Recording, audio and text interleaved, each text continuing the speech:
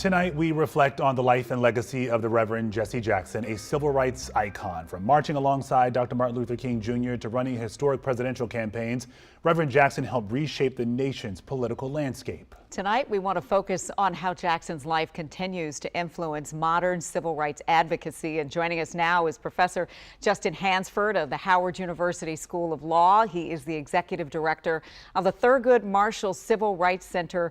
Professor Hansford, we know you are busy, but we're so glad you've made some time to talk with us this evening. So thank you for being here. Oh, no, thank you for having me on. So when we talk about Reverend Jesse Jackson, where does he rank in the modern civil rights history, especially after Martin Luther King Jr.?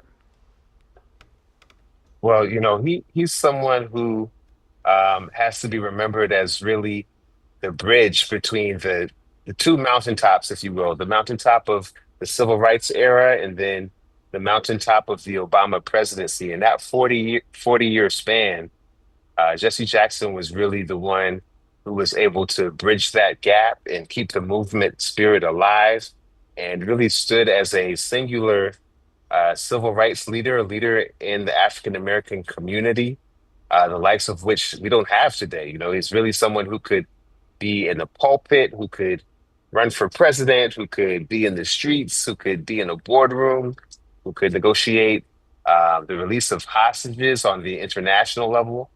He really had moral authority and street cred in so many different facets of American life. And it's really amazing and remarkable when you look back on his contributions. But I don't think we have anybody like him around today to compare him to. Yeah, we talk about this fight for equality and civil rights, and we have to be frank, it is a lot to carry, it's a lot to bear. And we know that the Reverend Jackson saw the worst of it, from the assassination of Dr. King to maybe the best of it with the election of Barack Obama as the nation's first Black president. So how did that impact him? Well, you have to wonder about that. He was, as you said, he was there to see Dr. King assassinated. He was there on election night to see President Obama accept the nomination and the presidency. So I can only imagine how that must have impacted him, because he has seen the lowest of the lows and the highest of the highs when it comes to the question of African American political life in the United States. But it just seemed like he was such a moral force, and he was always saying, "Keep hope alive," and he would have people.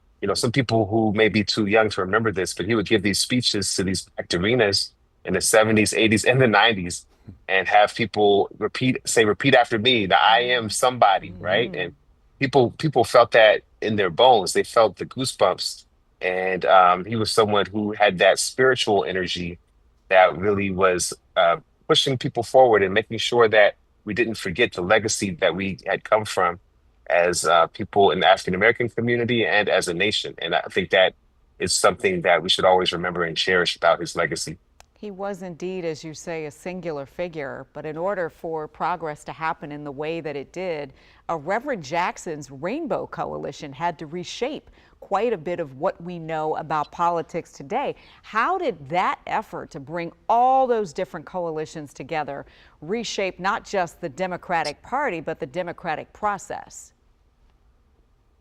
Well, that Rainbow Coalition concept at that time was almost revolutionary. You're talking about uniting people from such different backgrounds, people from the white working class to African American communities to people in the labor movement, and putting them all under one political tent. And it really is the architecture and the blueprint for a lot of the work you see in modern progressive movement building. And myself, I consider myself a movement lawyer, who is someone who works to support grassroots social movements. So when you look at everything from Black Lives Matter, the organizing we saw after the killing of George Floyd, even unto the organizing in Minneapolis recently, all of that really builds on some of those organizing traditions that Reverend Jackson was working on